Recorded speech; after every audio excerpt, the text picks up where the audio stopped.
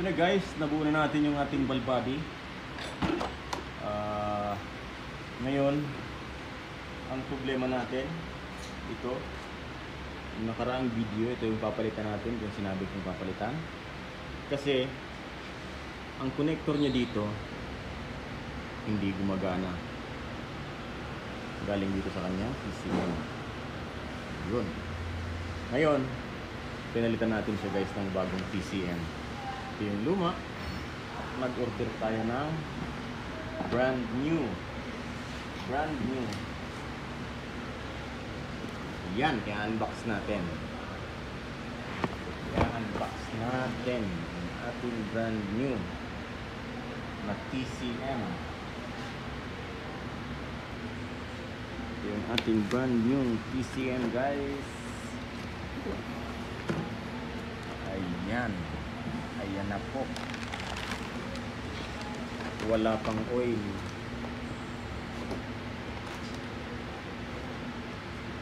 At meron din tayong bagong tornilyo. Ayan.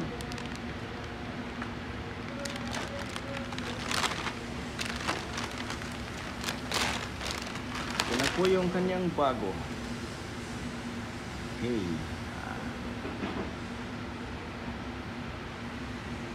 Green na green pa.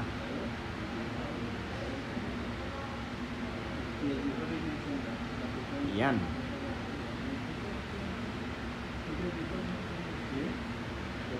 At ito po yung luma. Yung bago. Yung luma. Yan. Yun. Nalapat na natin guys.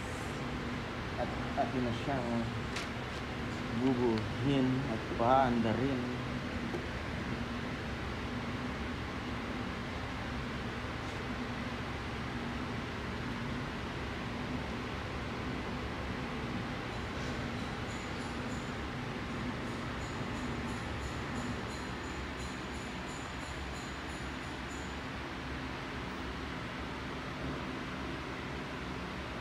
Yung pagbuko nga pala ng ball body guys, sorry, nakalimutan kong gumawa ng video. Pero ayos lang yan. Marami tayong ball body ino-overhaul sa ating YouTube channel. Marami akong tutorial ng ball body guys. 722.9, 722.6. Meron akong mga tutorial niyan.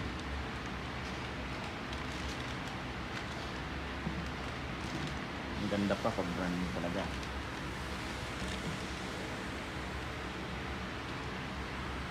Give me the socket for that tali. For this.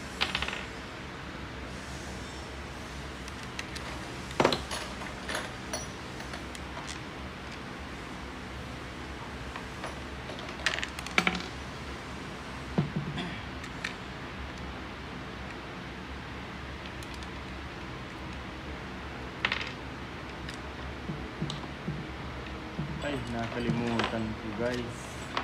May nakalimutan ako. Ayan ha. Sorry guys ha. Sorry. Nakalimutan ko yung o-ring. Mabutit nahulog sa kamay ko.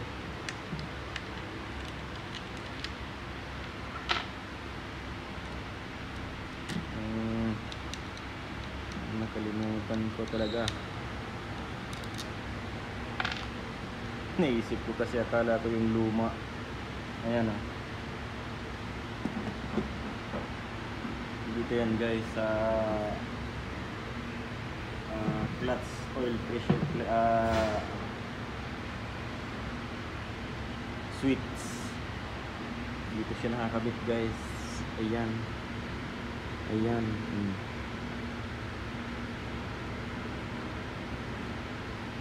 Mabutit nahulog sa aking kamay dahil kung hindi patay. Dito yan guys.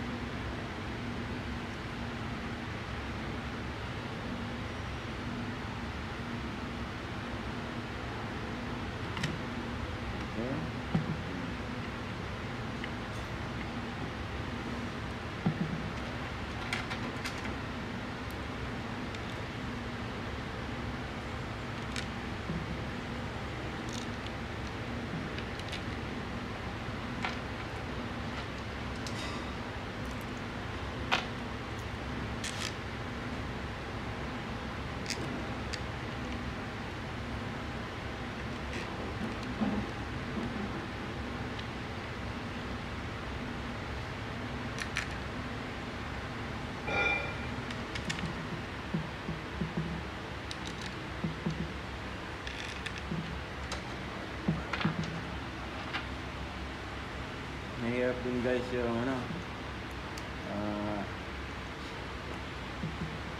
automatic transmission mechanic. Ito yung trabaho na nakakapanot. Malalaglag ang buhok mo dito pag ano, pag yung sakit ng ulo ay hindi mo nakukuha.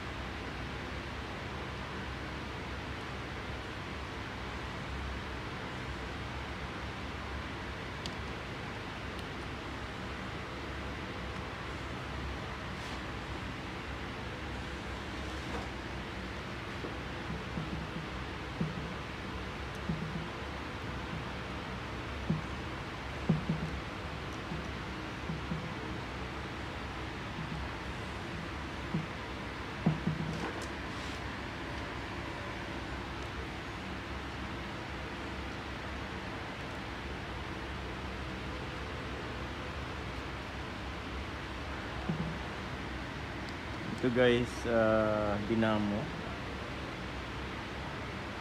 oil pump.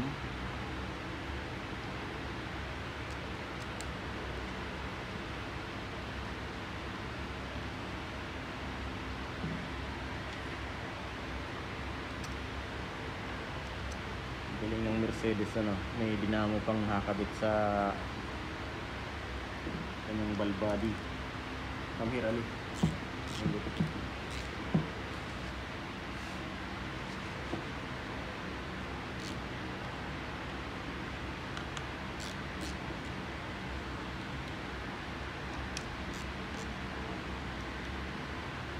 Hindi na ako gumamit ng torque rings kasi natamad na akong pumunta sa labas, mainit. Kahit hindi mo naman ito ayos lang yan guys.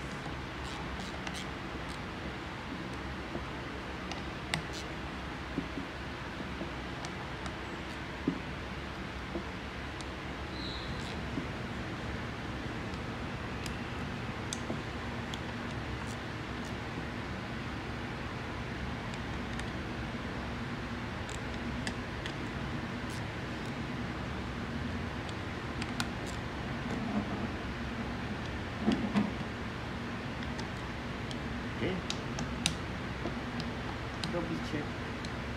Kami nakalimutan ang lead tube.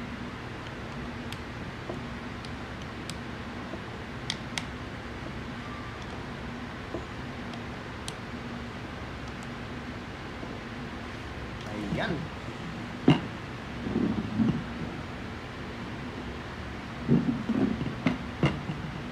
Ready to fight na, ready to fight.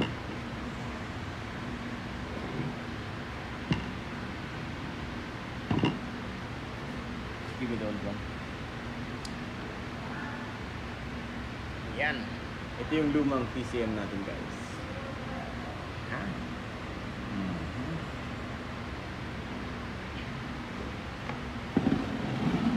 Kakabit na natin sa kanyang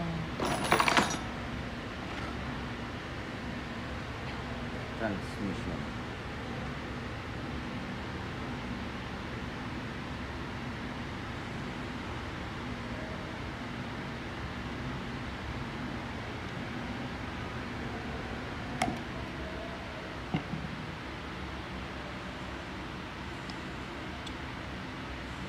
Ganito ba? O ganito?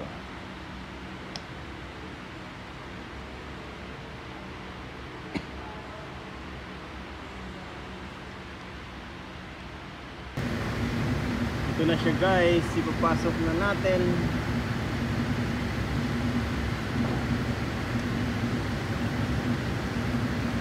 Ayan.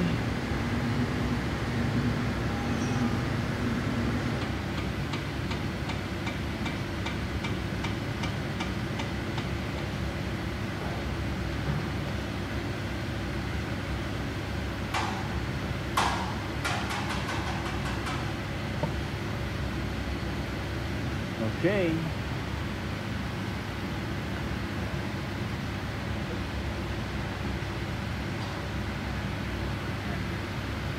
Talagyan na natin ang tornilyo.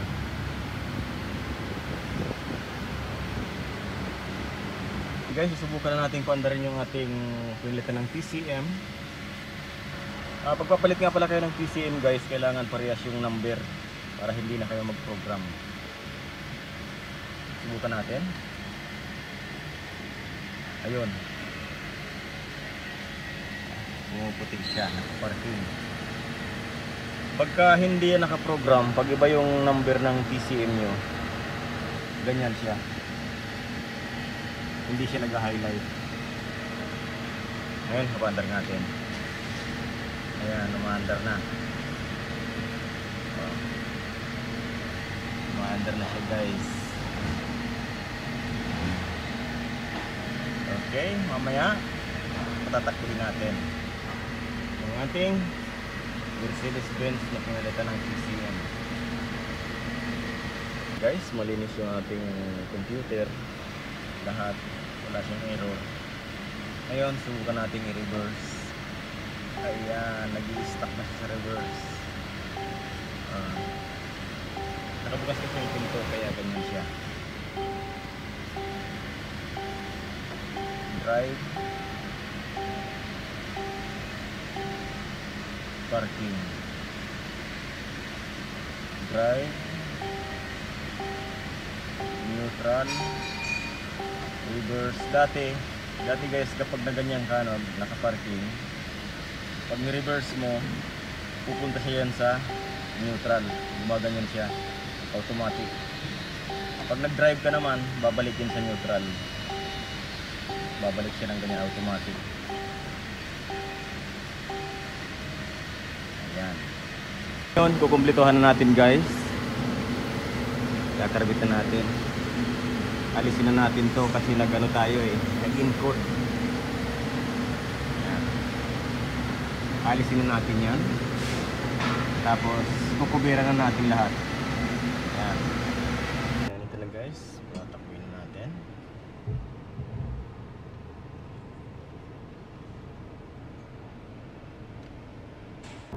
Ayan, tinatakbo na natin.